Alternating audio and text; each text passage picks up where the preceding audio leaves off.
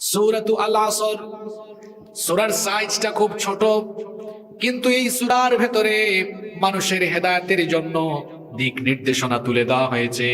কোন পথে মানুষের সফলতা, কোন পথে মানুষের সর্বনাশ, কোন পথে মানুষের ধ্বংস, সব এই সূরার ভেতরে বলে দেওয়া হয়েছে। এজন্য আল্লাহ রাসূলের সাহাবীরা এই সূরাটিকে অত্যন্ত গুরুত্ব দিয়ে আমল করতেন। আল্লাহর নবীর সাহাবীরা এই সূরাটিকে কেমন করে আমল করতেন শুনেন। কানার রাজুলান মিন আসহাবিন নবী সাল্লাল্লাহু আলাইহি ওয়াসাল্লাম ইদা ইলতাকায়া লাম ইফতারিকা হাত্তা ইয়াকরা আহাদুহুমা আলাল আখারি সূরাতুল আসর। আল্লাহর রাসূলের সাহাবীরা যখন পারস্পরিক দেখা সাক্ষাৎ করতেন, একজনের সাথে যখন আরেকজনের মুলাকাত হতো, সাক্ষাৎ হতো, কথাবার্তা বলে বিদায় নেওয়ার আগে সূরা আসর একজন আরেকজনকে তিলাওয়াত করে শুনিয়ে তারপরে তারা বিদায় নিতেন। কি গুরুত্ব দিয়ে তারা এই সূরাটা আমল করেছে আপনি চিন্তা করুন তো। আপনার সাথে আমার সাক্ষাৎ হয়, আমরা রাস্তাঘাটে কতজনের সাথে দেখা করি, বিদায় নেওয়ার সময় আমরা বলি ঠিক আছে ভাইজান, দোয়া করবেন, ফি আমানিল্লাহ, বিদায় নিচ্ছেন। আর আল্লাহ রাসূলের সাহাবীদের আমল ছিল, দেখা সাক্ষাৎ হয়েছে, বিদায় বেলায় একজন আরেকজনকে বলতেন ভাইজান শুনেন, ওয়াল আসরি ইন্নাল ইনসানা লাফি খুসর ইল্লাল্লাযীনা আমানু ওয়া আমিলুস সালিহাতি ওয়া তাওয়াসাউ বিল হাক্কি ওয়া তাওয়াসাউ বিস সাবর। সুবহানাল্লাহ পড়েন।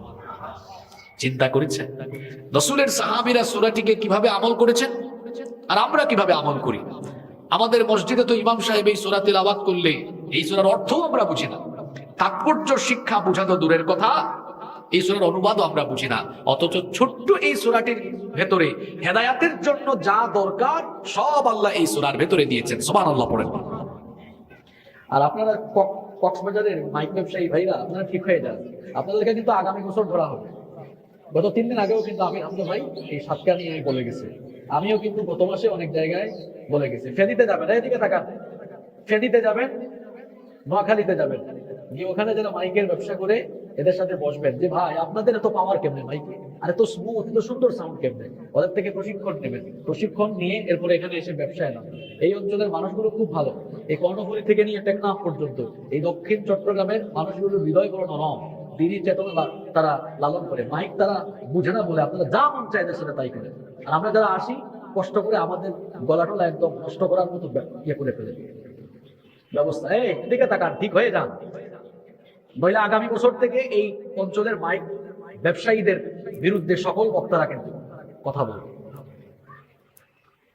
আপনারা কি আমার কথায় কষ্ট পেলেন? ওদের সেটিং ভালো না তো, ওরা সেটিং দেখেন না, পাওয়ার নাই। এই দেখেন খালি গলায় কথা বললে কণ্ঠ একরকম, আর তাদের সেটিং করা মাইকে বললে এটা বদলে যায়, পুরোপুরি চেঞ্জ। আমাদের নিজের ভয়েস আমরা নিজেরাই বুঝি না, মাঝে মাঝে অবাক হই। মানে আপনারা অবাক হওয়ার আগে আমি অবাক হই, কিরে আমার যে কণ্ঠ আমার কানে আসে এটা তো আমার লাগে না। দেখেন না কুতুর কুতুর কুতুর কুতুর আওয়াজ। আর এই যে এই পোষা পোষা এগুলো ফালাই দিবেন। 3400 মডেলের নতুন মাইক্রোফোন কিনবেন, সেটিং ভালো হবে, আওয়াজ ভালো হবে, আওয়াজ অনেক দূরে যাবে, স্মুথ হবে আওয়াজ। আল্লাহ যেন এদেরকে হেদায়াত দেয়। আপনাদের কোনো দোষ নাই। এই দক্ষিণ চট্টগ্রামের মানুষ অন্যান্য অঞ্চলের চেয়ে চট্টগ্রাম কক্সবাজারের মানুষের ভেতরে দ্বীনি অনুভূতি অনেক বেশি, অনেক বেশি। কিন্তু আপনাদের এই নরম নরম অনুভূতি নিয়ে এরা যা মন চায় তাই করছে। এদেরকে হয় ঠিক হয়ে যাইতে হবে। আর অনেক জায়গায় মাইক্রোফোন দিবে মমতাজের মাইক্রোফোন। মমতাজ মানে হচ্ছে যারা গান গায় তারা একদম মাইকের কাছে গিয়ে গান গায়, লিপ টাচ মাইক্রোফোন বলে। এখন একজন বক্তা 1 ঘন্টা বক্তব্য রাখবে, তার দ্বারা কি সম্ভব এরকম ঠোঁট মাইকের সাথে লাগাইয়া কথা বলা সম্ভব? আর ঠোঁট মাইকের সাথে লাগানো এটা পরিচ্ছন্নতা না অপরিচ্ছন্নতা? অপরিচ্ছন্নতা। তার থুতু এখানে ঢুকতে পারে, অথবা এখানে থাকা জীবাণু তার ভেতরে চলে যেতে পারে, পারে কি পারে না? তাহলে মাইক্রোফোন হবে এমন যে দূর থেকে কথা বলবে, আওয়াজটা টেনে নিয়ে যাবে। মাইকের কাজ মানুষ করে না মাইক করে? এখন মাইকের কাজ যদি মানুষ গিয়ে মাইকের কাছে গিয়ে ধাক্কাধাক্কি করে, তাহলে মাইকের কোনো দরকার আছে? বলতে বলতে হয়রান হয়ে গেছি আমরা। আপনার এই মামুন সহ আরো যত মামুন টামুন আছে এখানে ব্যবসা করে সবাই যেন সাইজ হয়ে যায়।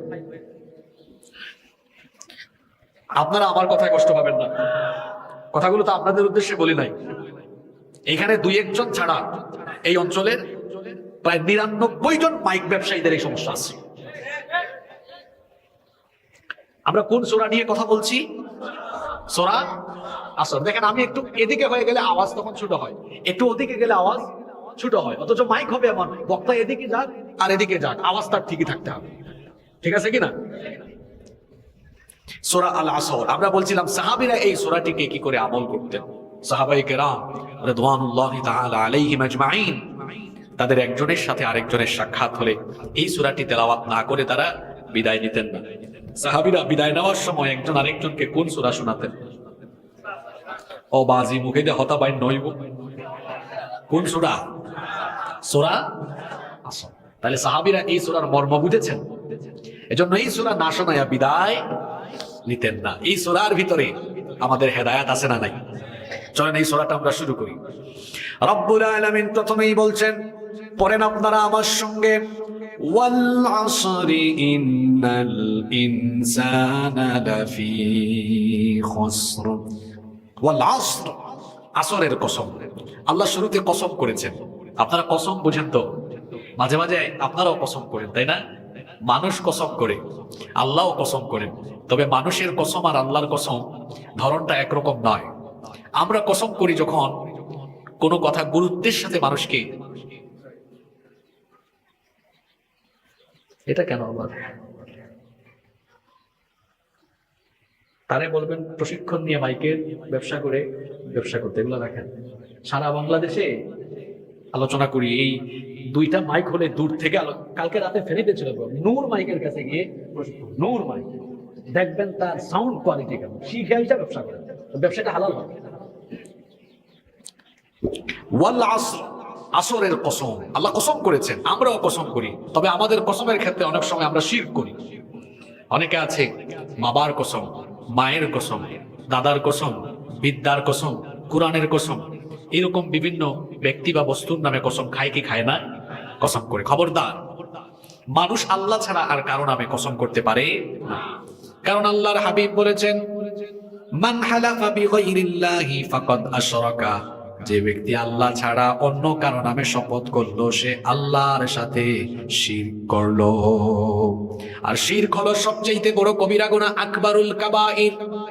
শিরকের অনেকগুলো ক্ষতি আছে। এক নাম্বার ক্ষতি হলো, যে ব্যক্তি শিরক করে সে আল্লাহর ক্ষমা থেকে চিরতরে বঞ্চিত হয়ে যায়। শিরকের দুই নাম্বার ক্ষতি হলো, যারা মুশরিক, যারা শিরক করে এদের সমস্ত আমলগুলো যিনি বরবাদ করে দেন তিনি কে? তিন নাম্বার হলো, যারা শিরক করে এরা চিরস্থায়ী জাহান্নামী।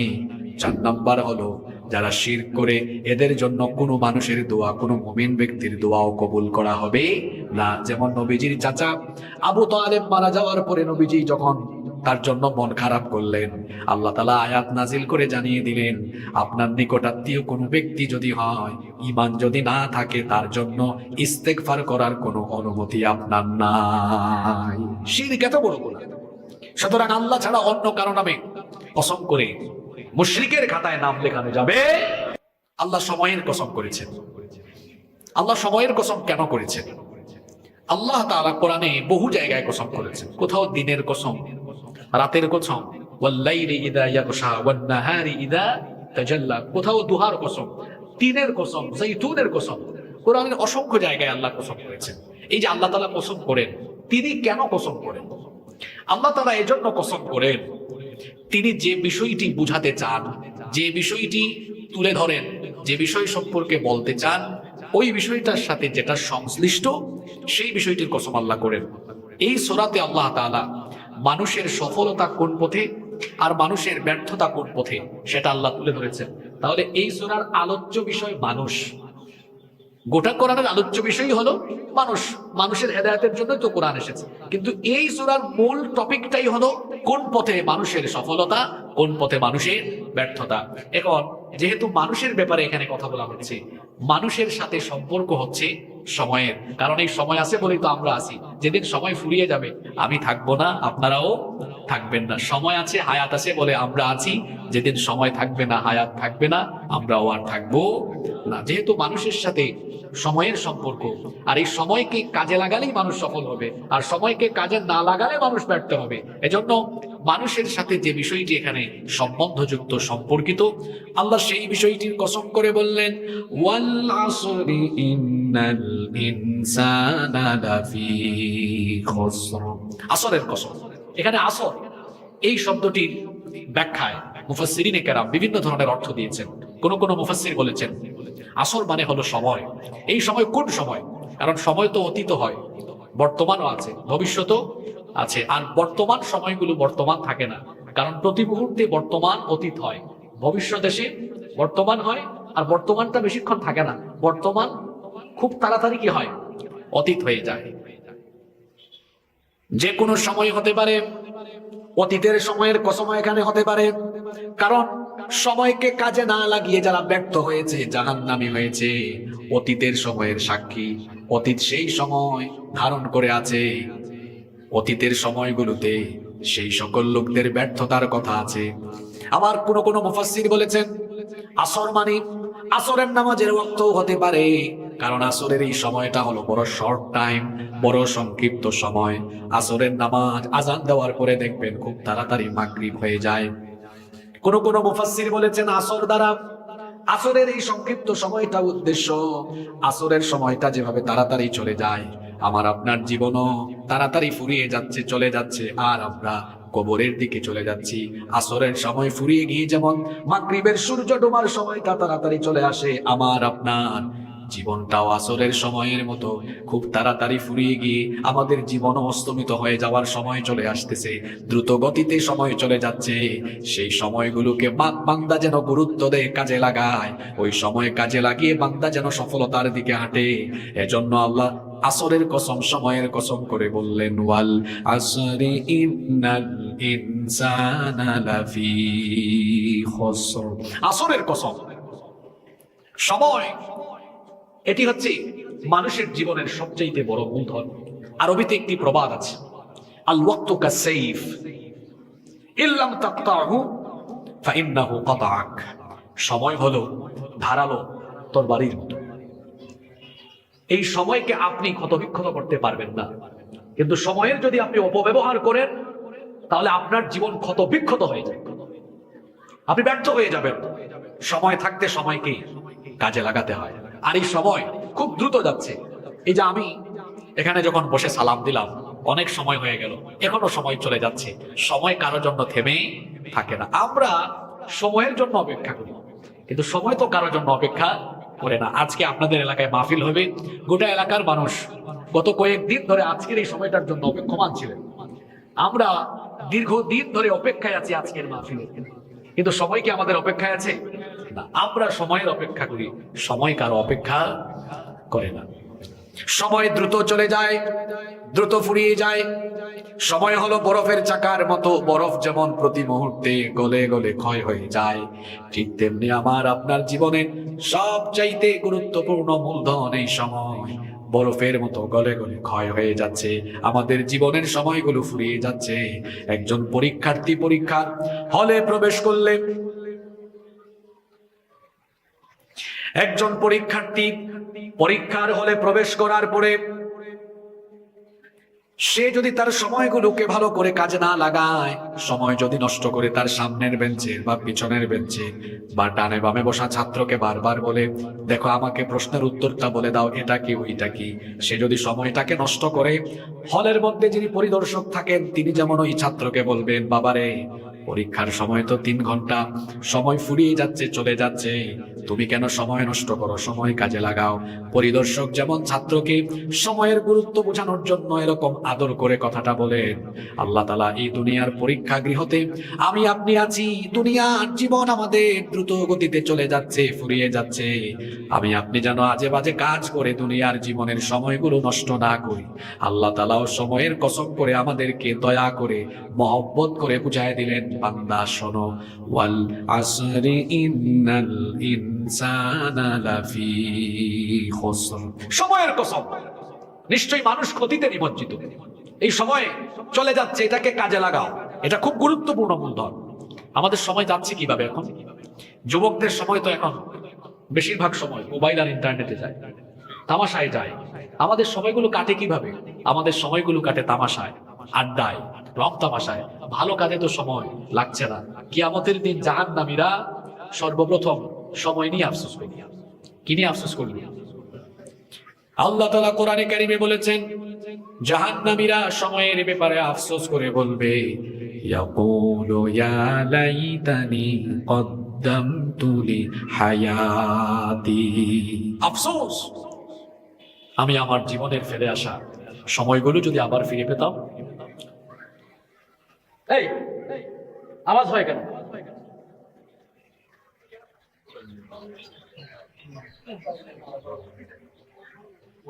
তোমার মেশিন এইটা বঙ্গোপসাগরে করে ফেলবা, পাওয়ার নাই তোমার মাইকের, এই মাইক তুমি আনো কেন এখানে? ফাজেল কোথাকার, কত আগের মেশিন দিয়ে তুমি মাইক চালাও?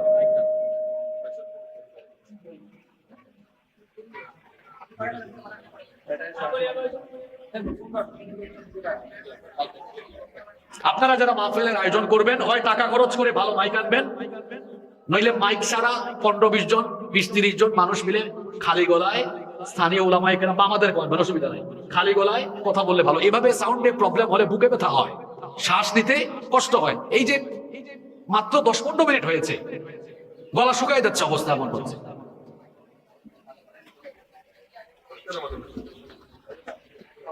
এরকম হলে তো কথাবার্তা বলার কোনো কনসেন্ট্রেশন থাকে না আসলে। তোমার পাওয়ার নাই, তুমি তোমার মাইকের ব্যবসা তুমি করো কেন?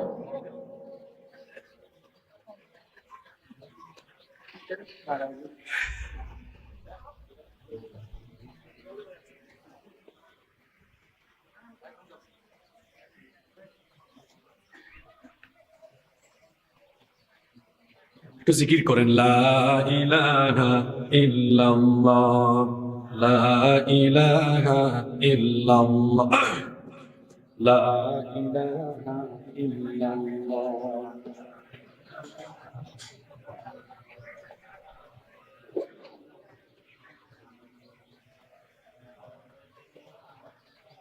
লা ইলাহা ইল্লাল্লাহ মুহাম্মাদুর রাসূলুল্লাহ সাল্লাল্লাহু আলাইহি ওয়াসাল্লাম। সময়ের কসম করে আল্লাহ বলছেন, ইন্নাল ইনসানা লাফি খুসর, নিশ্চয়ই মানুষ ক্ষতিতে নিমজ্জিত। এখানে আল্লাহ ইনসান বলে সকল মানুষকে উদ্দেশ্য করেছেন, সব মানুষ ক্ষতিতে আছে। ক্ষতি মানে কি? কোরআনে কারীমে এই ক্ষতি শব্দটি যে অর্থে ব্যবহার হয়েছে সেটা হলো দুনিয়া এবং আখিরাত, উভয় জায়গার ক্ষতি। অর্থাৎ দুনিয়াতেও তার লস, আখিরাতেও লস। দুনিয়ার লস মানে হলো এটা লাঞ্ছনাদায়ক জীবন, দুনিয়ার ক্ষতি মানে হলো তার এই জীবন অপমানের জীবন, তার এই জীবন ব্যর্থ জীবন, এটা কোনো কাজে লাগবে না। আর আখিরাতের ক্ষতি মানে হলো জাহান্নাম, আখিরাতের ক্ষতি মানে হলো জাহান্নাম। এরপরে শেষের আয়াতে আল্লাহ তাআলা এই ক্ষতি থেকে কারা বাঁচবে, ধ্বংস থেকে, জাহান্নাম থেকে কারা বেঁচে যাবে, তাদের গুণ আল্লাহ উল্লেখ করেছেন। এবং এখানে আল্লাহ তাআলা 4টি গুণের কথা বলেছেন। আল্লাহ তাআলা বলেছেন এই 4টি গুণাবলী অর্জন করবে যারা, ক্ষতি থেকে, ধ্বংস থেকে বেঁচে যাবে তারা। সুবহানাল্লাহ। কয়টা গুণ? এই 4টা গুণ যদি আমি, আপনি, আমরা সবাই অর্জন করতে পারি, ক্ষতি থেকে, জাহান্নাম থেকে আমরা বেঁচে যাবো। মাত্র 4টা কাজ করেন, জাহান্নাম থেকে আপনি বেঁচে যাবেন। মৌলিক কাজ, এই 4টা হলো মৌলিক কাজ। কেউ যদি এই 4টা কাজ করে, সে ধ্বংস থেকে বেঁচে যাবে।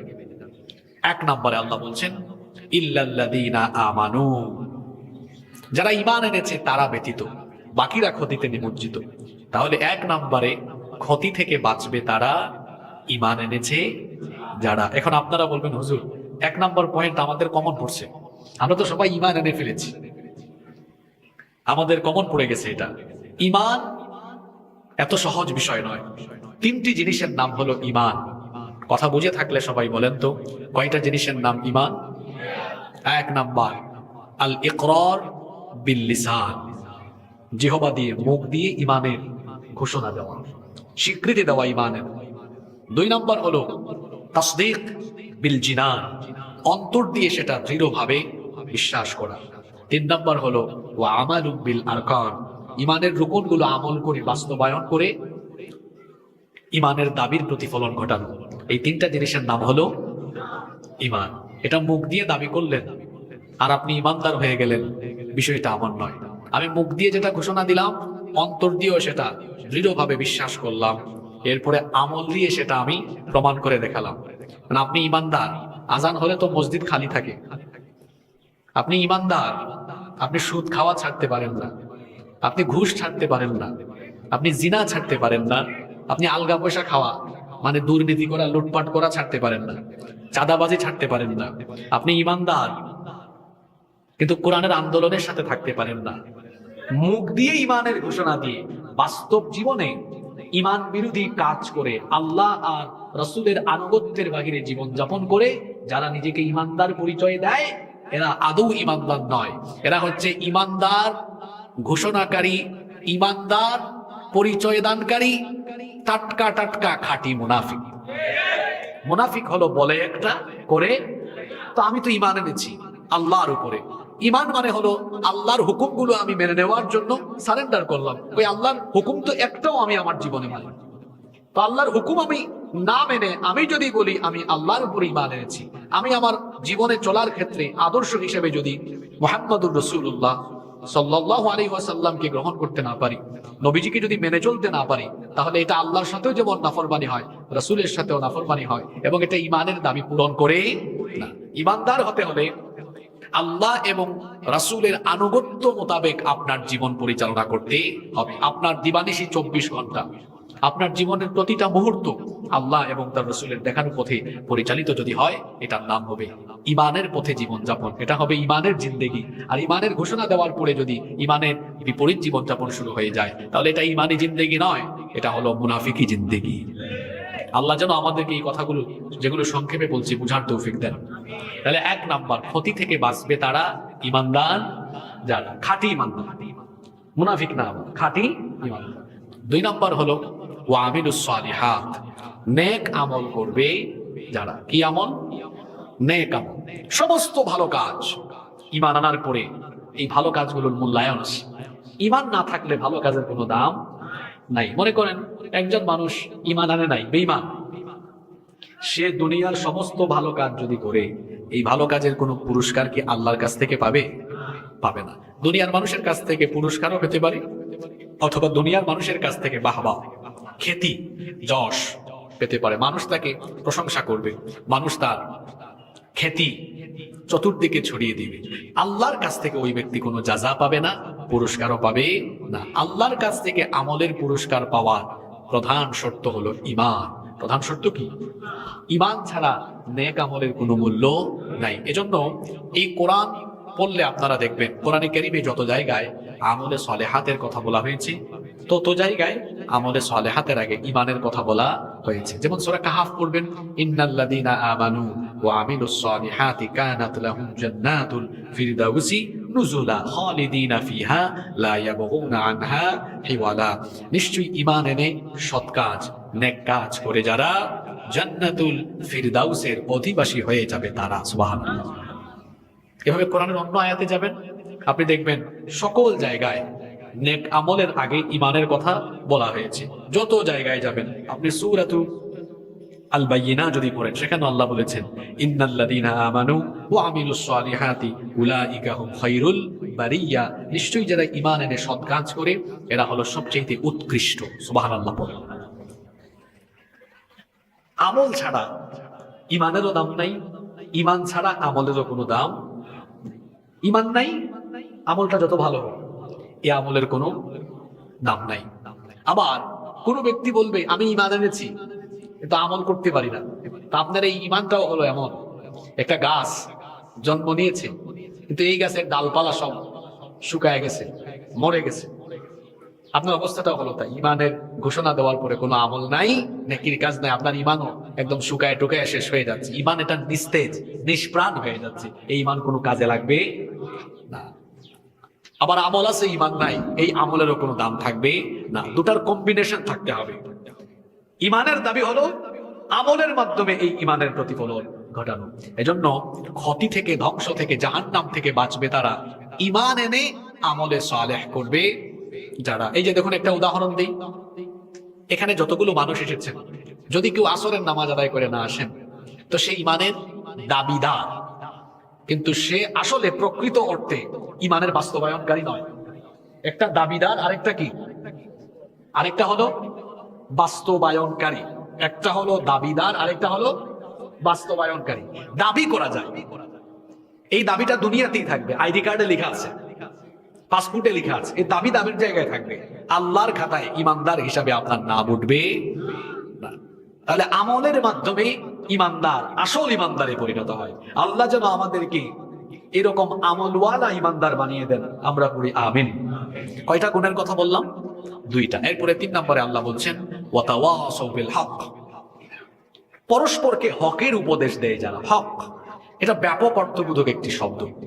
সবচেয়ে বড় হক হলো ইসলাম। আল ইসলামু হাক্কুন, আল ইসলামু হাক্কুন ওয়াল কুফরু বাতিল। ইসলামই হচ্ছে হক, ইসলাম হলো হক, কোরআন হচ্ছে হক, হাদিস হচ্ছে হক, আল্লাহ হলেন হক, রাসূল হলেন হক। এই মহাসত্যকে নিজেদের মধ্যে ধারণ করলেই ইমানদার হওয়া যায় না, বরং এই মহাসত্যের দাওয়াত অন্যকেও পৌঁছায়া দিতে হবে। আপনি নামাজে আসেন, কিন্তু এই নামাজের দাওয়াত আপনার আশেপাশের লোকদেরকেও দিতে হবে। আপনি সৎ পথে পরিচালিত হচ্ছেন, নিজে নিজে সৎ পথে পরিচালিত হলে হবে না, মানুষকেও আপনি সৎ পথে পরিচালিত করবেন। নিজে বাঁচার নাম ইসলাম নয়, বরং নিজেকে জাহান্নামের আগুন থেকে বাঁচানোর পাশাপাশি অন্যান্য মানুষকেও জাহান্নাম থেকে বাঁচানোর চেষ্টা করা, এটার নাম হলো ইসলাম। এজন্য আল্লাহ কোরআনের অসংখ্য জায়গায় বলেছেন তোমরা মানুষকে সৎ কাজের আদেশ দাও, অসৎ কাজের নিষেধ দাও। আমর বিল মারুফ নাহি আনিল মুনকারের কথা কোরআনে হাদিসে অনেক নির্দেশনা এ ব্যাপারে দেওয়া হয়েছে। এবং আপনি যদি শুধু নিজেকে বাঁচানোর কাজ করি, আপনি যদি এই মহাসত্যের দাওয়াত মানুষকে পৌঁছায় না দেন, তাহলে আপনার এই ঈমান আমল কোনো কাজে লাগবে না, আপনাকে আখিরাতে ক্ষতিগ্রস্ত হতে হবে। বহু ঘটনা এমন আছে কোরআনে, যারা সত্যের পথে থেকে সত্যকে বা সত্যের পক্ষে কথা না বলার কারণে, অসত্য দেখে চুপচাপ হয়ে যাওয়ার কারণে ধ্বংস হয়ে গিয়েছে। এরকম বহু ঘটনা কোরআনে কারিমের ভিতরেও আছে। যেমন দাউদ আলাইহিস সালামের ঘটনাটা আছে, এটা আপনাদের অনেকের জানা আছে। দাউদ আলাইহিস সালামের উম্মতে অসংখ্য লোককে, 70,000 ইহুদিকে আল্লাহ তাআলা বানরে পরিণত করে দিয়েছিলেন। কেন দিয়েছিলেন? এদের মধ্যে একদল এমনও ছিল যারা সত্যপথী ছিল, আল্লাহর হুকুম আহকাম তারা মেনেছিল, এরপরেও তারা ধ্বংস হয়েছিল। যারা অসত্যের পথে পরিচালিত হয়েছে তাদেরকে বাধা না দেওয়ার কারণে। আজকে আমাদের মধ্যে এই ধরনের মুসলমানের সংখ্যা অনেক বেশি। সমাজে কত অন্যায় চলছে, কত অসত্য, কত বাতিল প্রতিষ্ঠিত হচ্ছে, চুপচাপ কথা বলে না। এই যে দেখুন শিক্ষা ব্যবস্থা কি করুণ দশা, প্রজন্ম ধ্বংস হয়ে যাচ্ছে, এটা নিয়ে কোনো কথা নাই। বহু হুজুররা পর্যন্ত কথা বলছে না, মনে করতেছে আমার নামাজ রোজা, আমার ঈমান আখলাক, আমার আমল সবই তো ঠিক আছে, আমার জাতি যেদিকে যায় যাক। না, নবীজি বলেছেন অসত্য অন্যায় দেখার পরেও যারা চুপচাপ থাকে এরা হচ্ছে ফাহুয়া শাইতানুল আখরাস, এগুলা বুবা শয়তান। কি শয়তান? সমাজে এত নিপীড়ন হয়, কত আলেমদের কাজ নির্যাতন করা হচ্ছে, কত মজলুমকে আজ শেষ করে ফেলা হচ্ছে, কত নিরপরাধ মানুষকে অপরাধী বানানো হচ্ছে। আপনি কোনো কথাও বলেন না। আপনার সমাজে অন্যায়, আপনার সমাজে বাতিল প্রতিষ্ঠিত হতে দেখে আপনি যদি চুপচাপ থাকেন, ঈমান আমল করলেও এই ঈমান আমল দিয়ে জান্নাতে যেতে পারবেন না। যদি এই ঈমান আমল দিয়ে জান্নাতে যেতে যান, জান্নাতে চলে যান, তো সূরা আসর মিথ্যা হয়ে যাবে। সূরা আসরে আল্লাহ বলেছেন এই 4টা কাজ তোমাকে করতেই হবে। ঈমান এনে আমলে সালেহ করলেই তোমার দায়িত্ব শেষ নয়, তোমাকে বাকি দায়িত্ব পালন করতে হবে।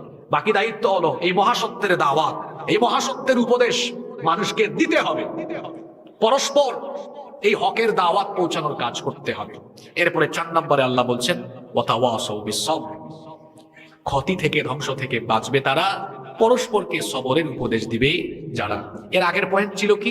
মহাসত্যের দাওয়াত দেওয়া, মহাসত্যের উপদেশ দেওয়া। এই মহাসত্যের উপদেশ দেওয়ার কাজ করেছেন আল্লাহ সমস্ত নবী এবং রাসূলরা। আর এই দাওয়াত দিতে গিয়ে দুনিয়ার 2 জন নবী, একজন আদম আলাইহিস সালাম আর একজন সুলাইমান আলাইহিস সালাম, এই 2 জন ছাড়া সকলে মার খেয়েছেন, রক্ত দিয়েছেন, ইসলাম বিরোধীদের বিরোধিতা, ষড়যন্ত্র, জুলুম, নির্যাতনের সম্মুখীন হয়েছেন। এই পরিস্থিতিতে প্রত্যেক নবী রাসূলগণ সবরের পন্থা অবলম্বন করেছেন। আল্লাহ তাআলা একই প্রশিক্ষণ আমাদেরকে দিচ্ছেন। তুমি যখন ঈমান এনে আমলে সালেহ করে মহাসত্যের উপদেশ দিতে চলে যাবে, তখন বাধা আসবে। বাধা দেখেন না, আমাদের অনেক হুজুররা এখন অনেক জায়গায় কথা বলার অনুমতি পায় না। তার ঈমানও আছে, আমলে সালেহ আছে, ওই হকের দাওয়াত নিয়ে বের হয়েছে বলেই এরপরে বাধাটা এসেছে। আপনি কোরআন পড়েন, আল্লামা আহমদ শফী রহমতুল্লাহ আলাইহি দুনিয়া থেকে চলে গিয়েছেন, আল্লাহ তাকে জান্নাতুল ফেরদাউস নসিব করেন। তিনি যতদিন কোরআন পড়ছেন বুঝছেন, কেউ তারে কিছু বলে নাই। কিন্তু যেদিন থেকে তিনি এই কোরআন মানুষকে বোঝানো আরম্ভ করেছেন, একটা পর্দার সম্পর্কে একটা কথা বলেছেন, ওই বোঝানোতে গিয়েছেন, তখন তিনি তেতুল হুজুর হয়ে গেছেন। কথা বুঝছেন? আপনি ইমানের আমলে সালেহ করবেন, কেউ আপনাকে কোনো কথা বলবে না। আপনি মসজিদে 5 ওয়াক্ত নামাজ পড়েন, কক্সবাজারের মানুষ, বাংলাদেশের মানুষ কিছুই আপনাকে বলবে না। ইমানের আমলে সালেহ করে আপনি আবার সমাজের সকল মানুষকে ইমান আর আমলে সালেহ ওয়ালা বানানোর জন্য যখন বলবেন কোরআনের আইন চাই, কোরআন ছাড়া অন্য কিছু মানি না, মানবি না, মানবো না, তখন দেখবেন আপনিও মৌলবাদী, জঙ্গিবাদী গালিগালাজ শুনবেন। তো বলছিলাম আল্লাহ নবী বলেছেন, আল্লাহ তাআলা বলেছেন এই যে মহাসত্যের দাওয়াত দেওয়ার পরে এই প্রতিবন্ধকতা আসবে। আমি তো বলেই দিলাম, 2 জন নবী ছাড়া পৃথিবীর সমস্ত নবীরা জালিমদের জুলুমের শিকার হয়েছেন। কক্সবাজারের মুসলমানকেও তবে কোরআনের পথ, ইসলামের পথ, এটা ফুল বিছানো পথ কোনো যুগেই ছিল না, বরং কোরআনের পথ, ইসলামের পথ এটা কণ্টকাকীর্ণ। এই পথ রক্ত মাখা, রক্ত পিচ্ছিল। এই পথে আমরা যদি চলি, জালিমদের জুলুমের সম্মুখীন হওয়া লাগবে। জালিমের জুলুমের সম্মুখীন হলেও আমরা প্রয়োজনে রক্ত দিব, জীবন দিব, শাহাদাতের ঈদগাহে শামিল হব, তাও আমরা কোনো জালিমের সামনে মাথা নত করব না। পারা যাবে তো ইনশাআল্লাহ? আল্লাহ বলেছেন এই মহাসত্যের পারস্পরিক উপদেশ প্রদান করে। এটা করার পরে তো প্রতিবন্ধকতা আসবে, আর এই প্রতিবন্ধকতা যখন আসবে সবরের পন্থা অবলম্বন করতে হবে। সূরা মুজাম্মিলের 10 নম্বর আয়াতটা পড়েন তো, আল্লাহ কি বলেছেন? ওয়াসবির আলা মা ইয়াকুলুনা ওয়াহজুরহুম হাজরান জামিলা। ও নবী, এই কাফিররা আপনাকে অনেক কিছুই বলতেছে, আপনি এদেরকে উপেক্ষা করুন আর সবর করুন। নবীজি 40 বছর পর্যন্ত কাফিরদের কাছে আল আমিন, 40 বছর পর্যন্ত তিনি তাদের ভালোবাসার মানুষ। আর যখন বলেছেন আইয়ুহান নাস কুলু লা ইলাহা ইল্লাল্লাহ তুফলিহুন, কাফিরগুলো কি বলেছে? ইন্নাকা লামাজনুন, তুমি একজন পাগল। তারা বলেছে শাইর, তুমি কবি। তারা বলেছে কাহিন, তুমি গণক। তারা আরো বলেছে তুমি হচ্ছে একজন কাযযাব, মিথ্যাবাদী। নাউযুবিল্লাহি মিন যালিক। যখন এই বাধা বিপত্তি, প্রতিবন্ধকতা আসলো, বাধা আসলো, কোরআনের দাওয়াতের পথে বাধা আরম্ভ হলো, আল্লাহ আয়াত নাযিল করলেন ওয়াসবির আলা মা ইয়াকুলুনা ওয়াহজুরহুম হাজরান জামিলা। নবী, এরা আপনাকে যাই বলুক আপনি শুধু শুনেন, গালির জবাবে গালি নয়, আপনি সবরের পন্থা অবলম্বন করুন। আপনাদেরকেও একই রকমের কথা কোরআন থেকে বলছি। এই পথে চলতে গিয়ে বাধা বিপত্তি আসবে। এই বাধা বিপত্তি আসলে শুনবেন, গালির জবাবে গালি নয়, মন্দের জবাবে মন্দ নয়। আমরা আমাদের কাজ চালিয়ে যাব, দিন প্রতিষ্ঠা হোক, কোরআন প্রতিষ্ঠা হোক, এটা আমরা সবাই চাই। কিন্তু এটা প্রতিষ্ঠা করে দেখায় দিতে হবে, এটা আমাদের দায়িত্ব নয়, বরং এই প্রতিষ্ঠার কাজ করা, কোরআনের শাসন প্রতিষ্ঠার জন্য চেষ্টা করা, এটা আমাদের দায়িত্ব। এটা আমরা করে যাব। এতে আমাদেরকে গালি দিক, বকা দিক, জেলে ঢুকাক, মেরে ফেলুক, যা হয় হবে, কিন্তু আমরা এই পথ কখনো ছাড়বো না ইনশাআল্লাহ। আসুন সূরা আসরের আলোকে এই শিক্ষাগুলো নেই। এখানে আল্লাহ আমাদের সফলতার কথা বলে দিয়েছেন। 4 গুণে গুণান্বিত হতে পারলেই সফল হওয়া যাবে। 1 নম্বরে ঈমান, 2 নম্বরে নেক কাজ, 3 নম্বরে হলো মহাসত্যের দাওয়াতের সাথে শামিল হতে হবে, কোরআনের দাওয়াতের সাথে, কোরআনের আন্দোলনের সাথে শামিল হতে হবে। 4 নম্বরে এই পথে যত প্রতিবন্ধকতা আসবে, সবরের সাথে এই পথে অবিচল থাকতে হবে। আল্লাহ আমাদেরকে এই 4টি গুণে গুণান্বিত হওয়ার তৌফিক দান করেন। আমরা সবাই বলি আমিন। সুবহানাকাল্লাহুম্মা ওয়া বিহামদিকা আশহাদু আল্লা ইলাহা ইল্লা আনতা আস্তাগফিরুকা ওয়া আতুবু ইলাইক। ওয়াসসালামু আলাইকুম ওয়া রাহমাতুল্লাহি ওয়া বারাকাতুহু।